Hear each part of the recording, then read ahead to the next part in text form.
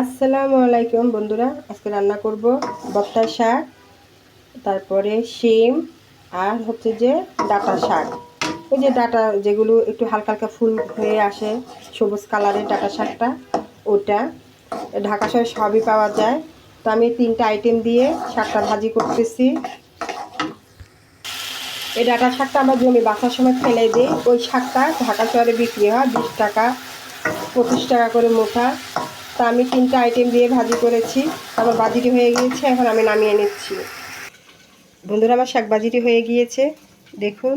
এটা শাকের সাথে না খেলে তো নয়, শাকের সাথে অলমোস্ট এটা খেতে হবে, তাহলে শাকের স্বাদটা আসবে। তা আমার এই 3 রকমের শাক ভাজিটা কেমন হয়েছে বন্ধুরা জানাবেন। আর আমার ফ্যামিলিতে সবাই এই শাকটা পছন্দ করে এভাবে ভাজি করলে। তা আল্লাহ হাফেজ।